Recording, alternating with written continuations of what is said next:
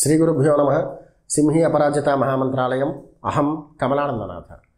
ప్రత్యేకమైన కామ్యంతో ఏదైనా ఒక మంత్ర సాధన చేస్తే బాగుంటుంది. అది ఎప్పటి వరకు? ఈ కామ్యాన్ని నిర్వర్తించుకునేదాకా అనుకునే వారి కోసం ప్రత్యేకంగా ఇప్పుడు ఒక విధానాన్ని చెప్పడం జరుగుతోంది. కామ్యసిద్ధికి, మనకున్నటువంటి ధర్మబద్ధమైన కోరికలు తీర్చుకోవడానికి త్వరితమైన ఫలితాన్ని ఇచ్చేటువంటి మంత్రరాజం ఇది. కనీసంగా 9 శుక్రవారాలు ఈ విధానాన్ని ఆచరిస్తూ నిత్యం జపం చేయడం వల్ల మంగళప్రదమైన ఫలితం కలుగుతుంది. అదే పద్మావతి మంత్రం. పద్మావతి మంత్రం అనేటప్పటికీ ఇది సంపూర్ణమైన లక్ష్మీప్రదమైన మంత్రం కదా, ఇది కామ్యాలు ఎలా తీరుస్తుంది అనుకుంటారు. ఈ పద్మావతి మంత్రమే కామ్యసిద్ధికి అనేక పర్యాయాలు అనేక మంది ఉపయోగించారు. ప్రయోగ విధుల్లో కూడా, ప్రయోగ విధులు అంటే ఎవరినో ఏదో చేయడం ప్రయోగం అని కాదు, మనల్ని మనం ఉద్ధరించుకోవడానికి చేసే ప్రయత్నాలను కూడా ప్రయోగ విధులనే చెప్తారు. అలాంటి ప్రయోగ విధుల్లో కూడా ఈ మంత్రం సహకరిస్తుంది. ఇది కామ్యసిద్ధికి త్వరితమైన ఫలితాన్ని ఇస్తుంది. విద్యార్థులకు విద్యను ప్రసాదిస్తుంది. ధనార్థులకు ధనాన్ని ఇస్తుంది. కుటుంబపరమైనటువంటి సౌఖ్యాలు అనుభవించే వారికి మంగళప్రదమైనటువంటి స్థితి గృహంలో నెలకొనేలా చేస్తుంది. ప్రత్యేకంగా ఎవరైతే జీవితంలో స్థిరపడడానికి, ఉద్యోగ విషయంలో ప్రయత్నాలు చేస్తూ ఉంటారో, ఉన్నత విద్యల కోసం ప్రయత్నం చేస్తూ ఉంటారో వాళ్ళకు కూడా సఫలత కలగడానికి ఈ విధానం సహకరిస్తుంది. కనీసంగా ముహూర్తకాలం ప్రతిరోజు ఉదయ భాగంలో జపం చేయొచ్చు. మరి తెల్లవారుజామునే చేయక్కర్లేదు. సూర్యోదయం అయిన తర్వాతనే శుచిగా స్నానం చేసి, స్నాన నియమాలు కూడా ప్రత్యేకంగా ఏమీ లేవు, చక్కగా స్నానం ఆచరించిన తర్వాత మంగళప్రదమైనటువంటి వస్త్రాలు ధరించి మన శరీరం సుగంధభరితంగా ఉండాలి, చెడ్డవాసన వస్తూ ఉండకూడదు. అందుచేతను చక్కగా మంగళ ద్రవ్యాలు కూడా, అంటే మనం కొన్ని సందర్భాల్లో కొన్ని పదార్థాలు శరీరానికి లేపనం చేసుకుంటూ ఉంటాం మంగళప్రదమైనటువంటి వాసన కోసం. అలా మంగళప్రదంగా మనం దేవతార్చన దగ్గర కూర్చోవాలి. ఆవునేతితో దీపారాధన వెలిగించాలి. దీపానికి లమిత్యాది పంచోపచార పూజ చేయాలి. తర్వాత పద్మావతి అంటే పద్మము మీద సుఖాసనంగా కూర్చున్నటువంటి జగజ్జనని మహాలక్ష్మి అమ్మవారికి మనస్ఫూర్తిగా నమస్కారం చేస్తూ ఈ యొక్క విధానాన్ని ప్రారంభం చేయాలి. ఈ విధానానికి కూడా అంగన్యాస కరన్యాసాలు ఉన్నాయి. ఎందుకంటే ఇది కూడా కల్పితమైన మంత్రం కాదు, ప్రామాణికమైన మంత్రమే.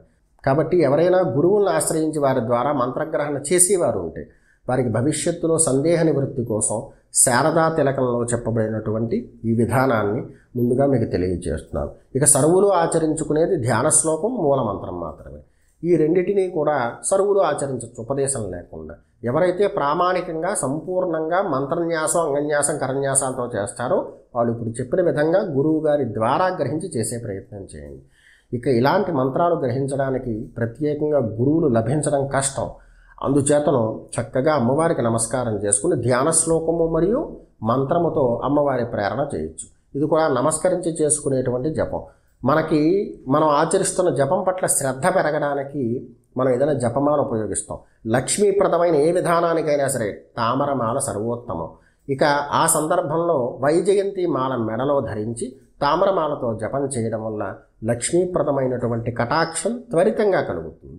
పద్మావతి మంత్రాన్ని సాధన చేస్తున్నప్పుడు కూడా ఈ నియమాలు పాటిస్తూ మీరు శ్రద్ధగా చేసినట్లయితే అమ్మవారి కృపా కటాక్షాలు మీ యందు ఎప్పుడూ కూడా ఉంటాయి.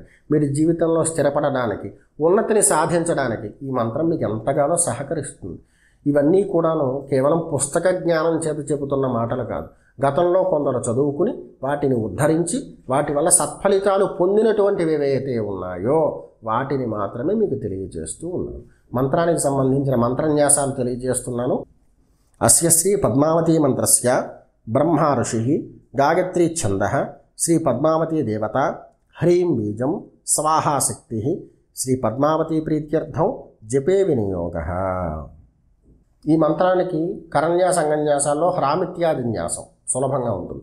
హ్రాం అంగుష్టాభ్యా నమః, హ్రీం తర్జనేభ్యా నమః, హ్రూం మధ్యమాభ్యా నమః, హ్రైం అనామికాభ్యా నమః, హ్రౌం కనిష్ఠికాభ్యా నమః, హరః కరతల కరపుష్టాభ్యా నమః, హ్రాం హృదయాయ నమః, హ్రీం శిరసే స్వాహ, హ్రూం శిఖాయే వౌషట్, హ్రైం కవచాయ, హ్రౌం నేత్రత్రయాయ వౌషట్, హరః అస్త్రాయ పటు, భూర్భువస్సగురోవతి దిగ్బంధ. ధ్యానం. ఇక్కడ కూడా యోని ముద్ర ప్రదర్శించవచ్చు. ఇక ధ్యాన శ్లోకాన్ని చూద్దాం. పద్మాసనస్థాం కరపంకజాభ్యాం రక్తోత్పలే సందధతీం త్రినేత్రాం ఆ బిభ్రతీం ఆభరణాని రక్తాం పద్మావతీం పద్మముఖీం భజామి. ఈ ధ్యాన శ్లోకాన్ని చక్కగా తలుచుకుంటూ అమ్మవారికి ప్రార్థనపూర్వకంగా నమస్కారం చేసుకున్న తర్వాత తామరమాలతో జపం చేయడం మొదలుపెట్టాలి. అది సంఖ్యానియమంగా చేస్తే సహస్రాధికం చేయండి, 1000 దాటి చేయండి. సమయపాలన పరిగణలో పెట్టుకుని చేస్తే ముహూర్తకాలం దాటి చేయండి. ఈ 2 నియమాలే గుర్తుపెట్టుకోండి. కొంచెం అటు ఇటు అయినా ఇబ్బంది ఏం లేదు. ఒకవేళ జపమాలతో చేస్తే తొందరగా అయిపోతుందండి, మరి మామూలుగా చేస్తే ముహూర్తం దాటని చెప్పారు కదా, ఇవన్నీ ఆలోచించక్కర్లేదు. జపమాల, తామరమాల ఉపయోగించి జపం చేసేటప్పుడు 10 మాలలు దాటి జపం చేయండి. సమయాన్ని పరిగణలోకి తీసుకుంటే ముహూర్తకాలాధికం చేయండి. అర్థమైందా? ఇప్పుడు మంత్రాన్ని చెప్తున్నాను. హ్రీం పద్మావతి స్వాహ, హ్రీం పద్మావతి స్వాహ. ఇది మంత్రం. ఈ స్వాహాకారం ఉపదేశపూర్వకంగా గ్రహించకపోయినా స్వాహాకారం నమః కింద మారదు.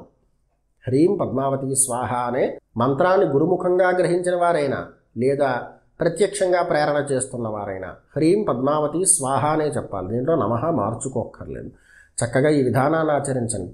ఈ విధానాలలో లక్ష్మీప్రదమైనటువంటి ఏ విధి చేస్తున్నా దీపారాధన వెలిగించిన తర్వాత దీపానికి లమిత్యాది పంచోపచార పూజలో భాగంగా తీయటి పదార్థాన్ని నివేదన చేయడం మర్చిపోకండి. జపం అంతా పూర్తయిన తర్వాత ఆ తీయటి పదార్థాన్ని మీతో పాటుగా మీ కుటుంబ సభ్యులు కూడా పంచిపెట్టండి. చాలా మంగళప్రదమైన ఫలితం ఉంటుంది. చక్కటి జీవితాన్ని ఆస్వాదించవచ్చు. మనకి ధర్మబద్ధమైన కామ్యాలు ఏవైతే ఉంటాయో అవన్నీ పద్మావతీదేవి యొక్క అనుగ్రహం చేత సఫలం అవుతాయి. చక్కగా ఉండండి. సర్వే జనా సుఖినో భవంతు. సింహీ అపరాజిత మహామంత్రాలయం. అహం కమలానందనాథ.